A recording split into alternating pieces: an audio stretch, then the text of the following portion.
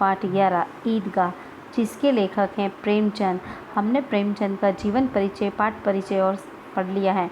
अब हम ईदगाह पाठ पढ़ रहे हैं। तो ईदगाह का आशय होता है कि वह स्थान जहाँ सभी मुस्लिम ईद के दिन नमाज पढ़ने इकट्ठे होते हैं। तो जब बच्चों के मन में होता है कि ईद आ गई है, तो वो बता रहे हैं कि उन्हें प्रकृति भी बड़ी सुंदर लग रही है, उसका यहाँ वर्णन किया गया है। रमज़ान के पूरे 30 रोज़ों के बाद ईद आई है। कितना मनोहर, कितना सुहावना प्रभात है।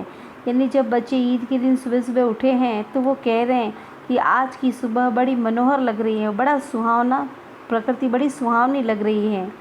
वृक्षों पर कुछ अजीब हरियाली है, खेतों में कुछ अजीब रौनक है, आसमान पर कुछ अजीब लालिमा है।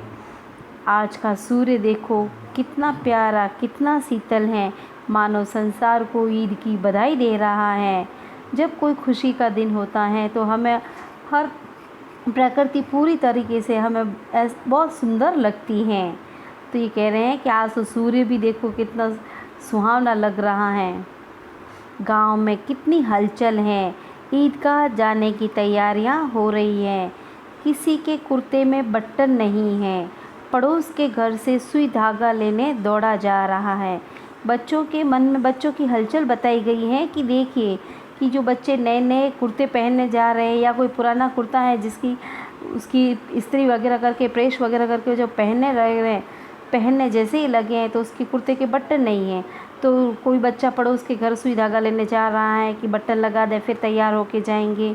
और किसी के जूते कड़े हो गए, यानी कड़क हो गए हैं, उसमें तेल डालने के लिए तेली के घर भागा जाता है। जल्दी जल्दी बैलों को सानी पानी दे दें। सानी यानी कि भोजन, जो पानी के साथ मिलाया हुआ चारा होता है, उसे कहते हैं। तो वो भी वो गायों को, भैंसों को दे रहे हैं, बैलों को दे रहे हैं। ईदगाह से लौटते लौटते दोपहर हो जाएगी। 3 कोस का पैदल रास्ता, फिर सैकड़ों आदमियों से मिलकर और गले लगाना, भेंटना यानी गले लगाना, आलिंगन करना। वो कह रहे हैं जब हम ईदगाह जाएंगे तो वहाँ 3 कोस का रास्ता है, आते आते दोपहर हो जाएगी। तो बैलों को भी वो सानी पानी यानी कि चारा और पानी दे के जाते हैं, और वहाँ पे सब लोग मिलेंगे और उनके गले लगाएंगे। दोपहर के पहले लौटना असंभव है। लड़के सबसे ज़्यादा प्रसन्न हैं। किसी ने 1 रोज़ा रखा है, वह भी दोपहर तक, किसी ने वह भी नहीं। लेकिन ईदगाह जाने की खुशी उनके हिस्से की चीज़ है। रोज़े बड़े बूढ़ों के लिए होंगे। बच्चे कह रहे हैं रोज़े तो बड़े बूढ़ों के लिए होंगे, हमारे लिए तो ईद आई है, इनके लिए तो ईद है। रोज़ ईद का नाम रटते थे, आज वह आ गई। अब जल्दी पड़ी है कि लोग ईदगाह क्यों नहीं चलते। बच्चों के मन में बड़ा उत्साह है, क्योंकि उन्हें वहाँ एक मेला लगता है जिसमें खिलौने मिलते हैं। तो बच्चों को बस वही, इसीलिए वह कह रहे हैं कि अब क्यों नहीं घर वाले चल रहे। उन्हें घर वालों की चिंताओं से क्या मतलब, इन्हें गृहस्थी की चिंताओं से क्या प्रयोजन। सेवइयों के लिए दूध और शक्कर घर में है या नहीं, इनकी बला से ये तो सेवइयाँ खाएंगे। घर में दूध और शक्कर है नहीं, लेकिन है या नहीं इनकी इन्हें कोई परवाह नहीं है। ये तो बस इनको तो सेवइयाँ मिलेगी कि आज ईद का दिन है, आज सेवइयाँ बनेगी। वह क्या जाने कि अब्बा जान क्यों बदहवास चौधरी कायम अली के घर दौड़े जा रहे हैं। बच्चों को क्या पता कि उनके अब्बा जान यानी उनके पिता बदहवास यानी घबराए हुए चौधरी कायम अली के घर जा रहे हैं, क्योंकि वो उधार पैसे मांगने जा रहे हैं कि वो पैसे दे देंगे तो ईद अच्छी निकल जाएगी। उन्हें क्या खबर कि चौधरी आज आंखें बदल लें तो यह सारी ईद मुहर्रम हो जाएगी। ईद मुहर्रम हो जाना यानी खुशी का शोक में बदल जाना, ये मुहावरे का अर्थ है। ईद का मुहर्रम हो जाना यानी खुशी का शोक में बदल जाना।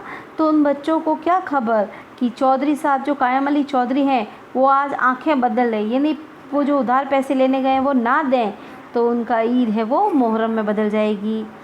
उनकी अपनी जेबों में तो कुबेर का धन भरा हुआ है। यानी बच्चों को बड़े पैसे देते हैं तो बच्चों को तो ऐसा लग रहा है कि हमारी जेबों में तो कुबेर का धन भरा हुआ है। बार बार जेब से अपना खजाना निकाल कर गिनते हैं और खुश होकर फिर रख लेते हैं। महमूद गिनता है, इसमें हामिद के दोस्त हैं, महमूद हैं, नूरे हैं, सम्मी हैं, मोहसिन हैं। तो ये सब अपनी जेबों में हाथ डाल के पैसे गिनते हैं। पहले महमूद देखिए गिनता है कि 1 2 10 12, उसके पास 12 पैसे हैं। मोहसिन के पास 1 2 3 8 9, ऐसे गिन के वो कह रहा है मेरे पास 15 पैसे हैं। इन्हीं अनगिनती पैसों में अनगिनती चीज़ें लाएंगे, खिलौने, मिठाइयाँ, बिगुल, गेंद और न जाने क्या क्या। बच्चों के पास ये कुबेर का धन है, जैसे इतने भी 12-15 पैसे हैं, इसमें यह कहीं सोच रहे हैं कि हम वो लाएंगे, खिलौने भी लाएंगे, मिठाइयाँ भी लाएंगे। और सबसे ज़्यादा प्रसन्न है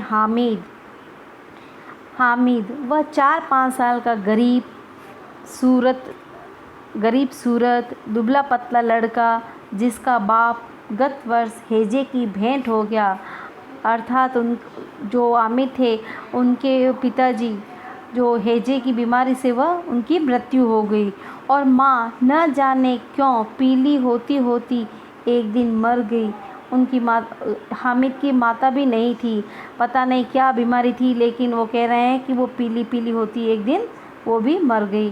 किसी को पता न चला क्या बीमारी है, कहती भी तो कौन सुनने वाला था। वो कह रहा है मेरी माँ अगर किसी को कहती तो कौन सुनने वाला था। दिल पर जो कुछ बीतती थी वह दिल में ही सहती थी, और जब न सहा गया तो संसार से विदा हो गई।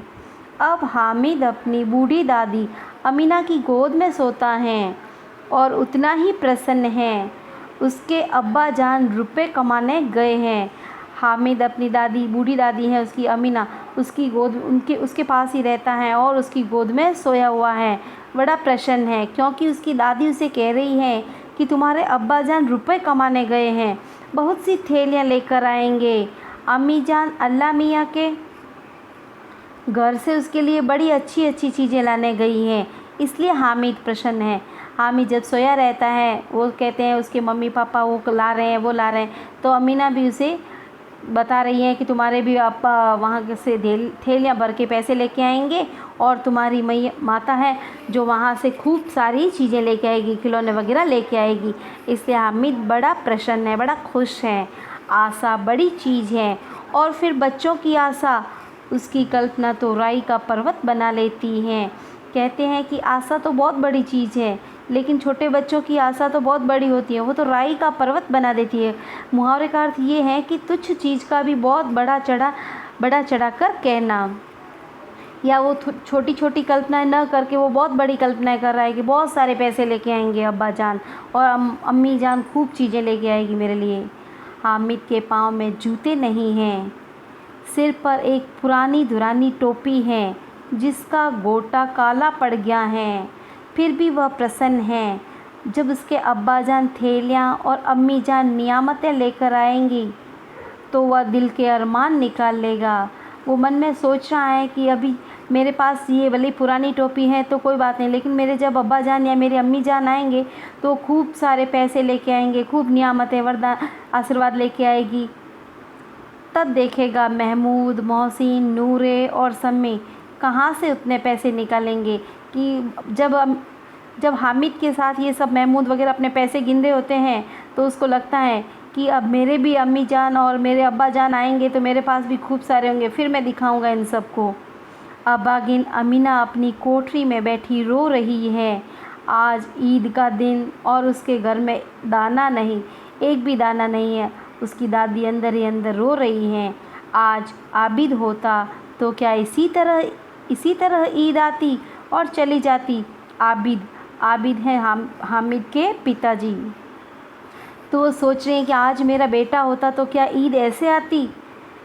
फिर वो इस अंधकार और निराशा में वह डूबी जा रही थी। किसने बुलाया था इस निगोड़ी ईद को? निगोड़ी यानी अभागी। किसने बुलाया था इस ईद को? जब किसी के घर में ऐसे शोक की बातें होती हैं तो उन्हें कोई भी त्यौहार अच्छे नहीं लगते हैं। तो उसकी दादी सोच रही है कि क्यों आई है ये ईद, इस घर में उसका काम नहीं। लेकिन हामिद, उसे किसी के मरने जीने से क्या मतलब, उसके अंदर प्रकाश है, बाहर आशा। बच्चों को क्या पता, इसलिए वो कह रहे हैं कि हामिद को क्या पता किसी के मरने जीने से, उसे तो ऐसा ही लगता है कि वो सच में अल्लाह मियाँ के पास गए हैं। विपत्ति अपना सारा दल बल लेकर आए, हामिद की आनंद भरी चितवन उसका विध्वंस कर देगी।